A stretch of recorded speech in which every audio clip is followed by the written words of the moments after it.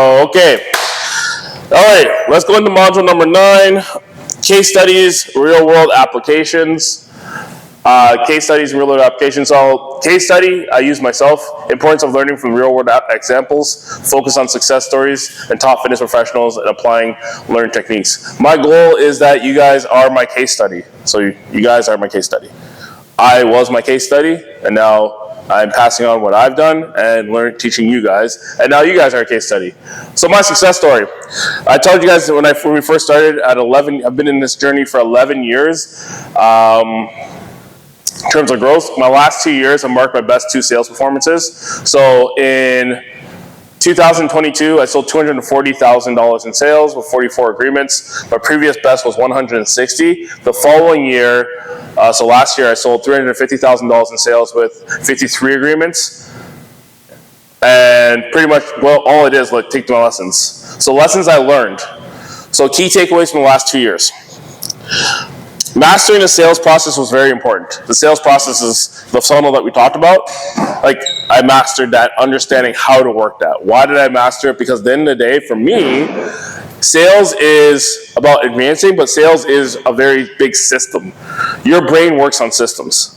So if I do things wrong, you're gonna react wrongly. So if I just walk up to you and say, hey, let's buy some training, right? Without going through the process, you're going to say yes or no. It's chance.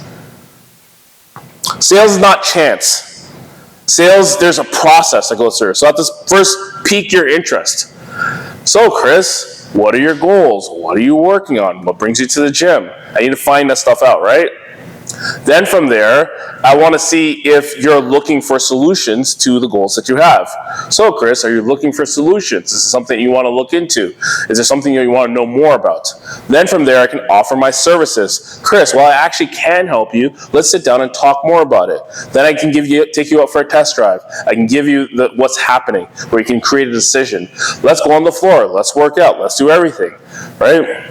Come back to the room, and now I have to close the sale. All right, Chris, so here's what's happening. I have to present you the options, what's going on, right? And then I have to close the sale, ask for it, and then repeat. It's like repeat the cycle at the top. So ask for it, ask for referrals, repeat. So referrals are repeat customers. Make sense? So when I ask for referrals right away. So there's a point in time where I started asking for referrals right when someone signed up. So let's say you signed up today. You know what I did? Chris, is there anyone you can think about right now that wants to take their fitness goals to the next level? Yeah. Yeah? Okay, cool. So let me get their name. I'll give them a call. Let's bring them in. I'll give you a free session if they end up continuing. Wicked. Okay, cool. Why do I do? I do it in the beginning because it creates that excitement. The excitement's already there. I want to keep the excitement high. Power of referrals, right there. So I leverage client referrals to increase sales, and I built strong relationships to encourage word of mouth marketing. So building strong relationships is huge. So I wanted to have relationships with people. So I want people to know who I am, so they go to other places, so they can tell their friends about me, right? So if Alvin's my client, I want Alvin to have the best experience ever, because Alvin's going to go home and say, man, he's amazing, blah, blah, blah, blah, blah, he's great, da, da, da. He talks to all these people, and they come in, he's like, I've heard so much about you. Oh, great. I hope good things. It's good things, right? Continuous improvement. I adapted new strategies and based on client feedback and market trends. I invested in ongoing education and skill development. In the last 2 years, I've done 5 courses. 3 of them have been soft skill. All right, so 3 of them have been communication skills. 6 courses. 3 of them in soft skill, 3 of them have been hard skill. All right, so I'm always trying to do courses. A 10 can fit, I'm always learning. I'm working on myself. The reason why is because I'm not perfect. Even right now, I'm not an end result. Like, I think I can get better. I know I can get better. I know I can do more. So at the end of the day, I don't want you guys to think like, okay, I've done this, I'm good. I want you guys to continue learning, continue working on it. Because you got to keep on grasping your communication skills. You got to keep on working on it. It's not something that you just learn one day and like, I perfected, I'm good. I am now a perfect communicator. No. Communication is all about recognizing where, okay, if I'm talking to you, it's being conscious. So if I'm saying so a lot in the beginning of my sentence, I think, okay, I'm saying so a lot. Here's what I'm going to do. Before I say something, I'm going to pause. Right? If I'm saying right a lot at the end of my sentence, I'm going to say, okay, wait a minute, I'm saying right at the end of my sentence a lot. Okay, how do I get rid of that? Okay, be conscious. Canadians, what do we say? A? Sorry. A? Sorry. A boot? Oop? Oop? Right? We say a lot of stuff. What's that? That's a Canadian. A boot. A boot? You don't hear it here. It's more like west. It's more out west and north. Yeah, more north. You go north, any northern Canadian, they'll say oot and boot. Or you guys go east as well over the house. East, yep. They'll say it. Minnesota says it. Yeah. Minnesota is they're like Canada for the U.S. Yeah, they are. Yeah, they are very Canadian. Those Minnesotans, but I adapted my strategies and kept on growing. So when I'm looking at being able to, the key takeaways and lessons, realistically, I worked on referrals. Referrals are a big thing, and we talked about it in terms of referrals are going to be your source of where you're going to get everything. So I used key tactics, identified the key tactics and strategies I used to be successful. What were my strategies? I understood the reasons behind their success. That's what I did. Like, what were my strategies and how did I get it? And then I learned how to replicate these strategies in my own practice. So I repeated these strategies. One of the reasons why I repeated it is because what I want to see is that I have to remove myself from strategy. Right? So if it's me, it's me. But now, if I'm teaching you how to do something, you can do it too. So now, remove me and put you. You should be able to do the same thing and get the same results. So if you go do some marketing, ask for referrals, and go and do internet marketing and do everything else, you're gonna get the same thing. Just be more like if you plan. So one thing you can do, something you guys can do in terms of key takeaway, plan your marketing. Right? What marketing do you want to use for next month? So we have marketing every month, right? At a kickoff, I announce it. I tell you guys, here's the marketing for the month. What marketing are you going to have? What are you offering? That's not marketing. That's just it's like saying TV. Right? What are you gonna offer?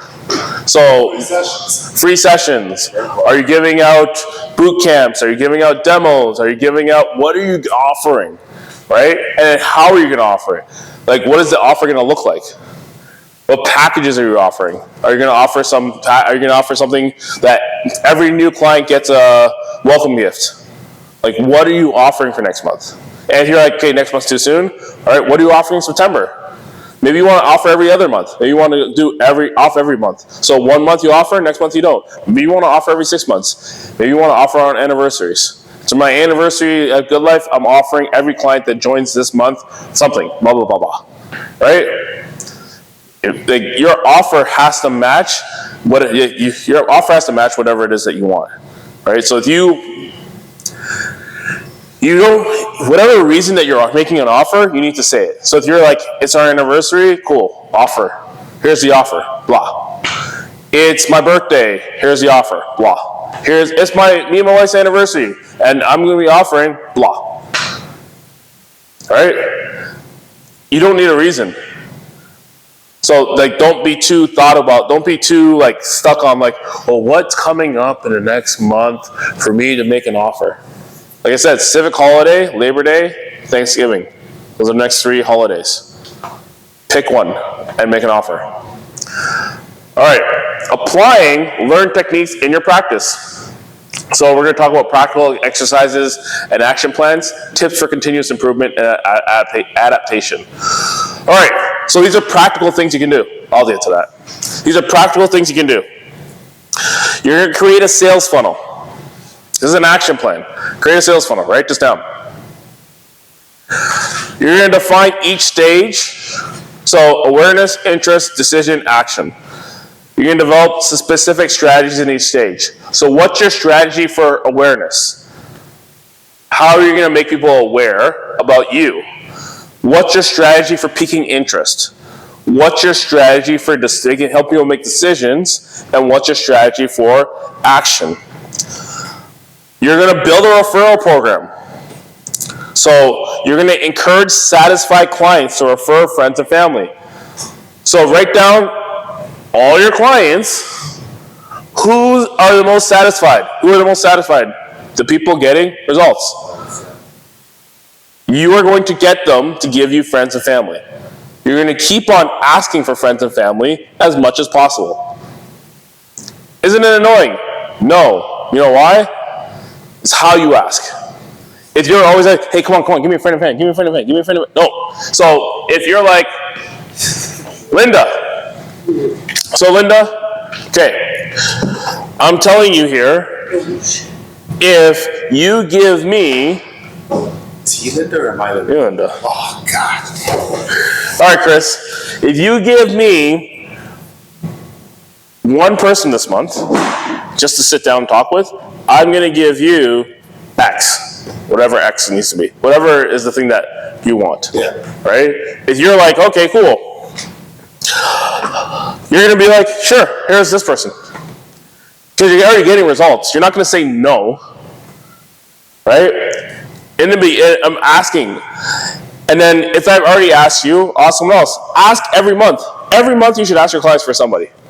You don't know how their network has grown. You don't know who they know, who they talk to. Every month, ask for somebody. Just go through your clients list, ask every single person. All right, did it all this month. Do it again next month, and the following month, and the following month. And one of your clients might be the person that gives you everybody. It's okay. They know you're in business, right? So if you say it, it's only weird if you make it weird. Don't make it weird, Chris. All right. Track progress. Use a CRM system to track leads, conversations, clients, and interactions. Regularly review and analyze sales data. So we don't have a CRM. CRM is client relations management. You want to utilize Excel. So Excel spreadsheet is not that hard to make for this. It's not like I'm going to tell you how right now. I'll give you how to make an Excel spreadsheet for this. It's very simple. At the top, you're going to put clients, like semicolon. You're going to put referral, colon, phone number, colon, email, colon. At the bottom of where it says client, you're going to write down all your clients. Where it says referral, you're going to write down the referral, and where it says phone number, you're going to write down the referral numbers, the referral number for the phone, the referral's phone number, and their email. And then you can put one more box that says results, and whether they bought training or not. If you just do that on Excel, and just keep on doing that, you'll have a list of people. I just told you how to do it. That's it. Excel is very easy. It can be easy. That's an easy one. And then I can show you how to do other stuff, but I'm not going to like that.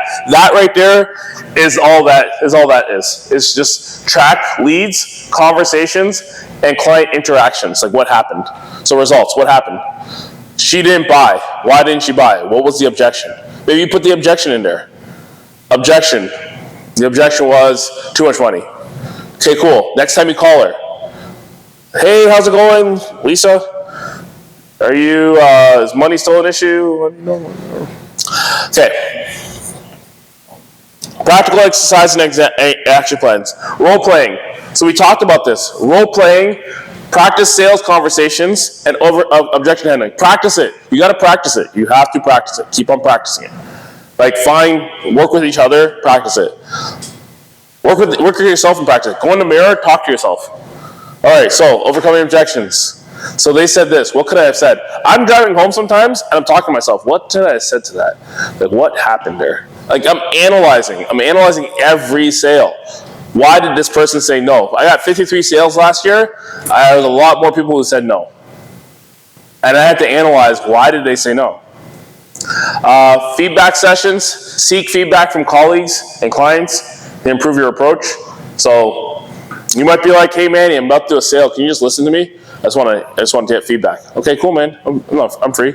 I'll just sit there and listen.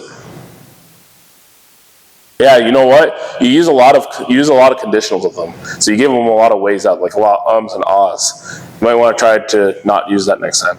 Oh, you know what? When you said you gave them, the closing was very interesting because you gave them an option, and then you gave them an option that was very similar to like 3 times a week or 3 times a week. Well, why'd you do that? Or why did you drop down levels so quickly? Why didn't you wait? Why didn't you pause? Like stuff like that, right? Like I can listen for you. You just gotta ask. All right, tips for continuous improvement and adaptation. Continuous improvement, stay updated. Keep up with industry trends and best practices. Regular training, attend workshops and webinars. Are you starting to see something here? Client feedback. Regularly seek and act on client feedback. Regularly attend trainings. Attend workshops, webinars, and courses. What do we have 4 days a week here at this club? Training and developments.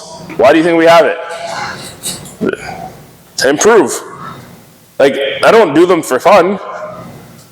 The reason why we have them is because the fact that this is a job that you can improve on these skill sets. So I'm making time for everybody for them to improve on their skill sets. That's it. I look at high level, what's the number one skill set that everyone's lacking in? I just go based off the business. So every month it might be something different. But I look at it and say, okay, how many consults did I get last month? Oh, I got 20. I have 16 trainers, I only got 20 consults. There's a problem here. Either everyone didn't hand their consults or no one's booking consults. All right, let's work on booking consults. Oh, we have a bunch of consults. Well, it's really hard for me to do my job if you're not handing them in to me because now I'm assessing things based off of what I see. And what I see is that you're not doing them. But you're doing them, but you're not handing them in. Okay, it's a whole different problem, which doesn't revolve around T&Ds. It revolves around other stuff. Networking, connect with other professionals and share insights and strategies, goal setting, set and review short-term and long-term goals regularly. So these are things that I did on a regular basis over the last 2 years to work on myself to improve my skills. Take it off. All right.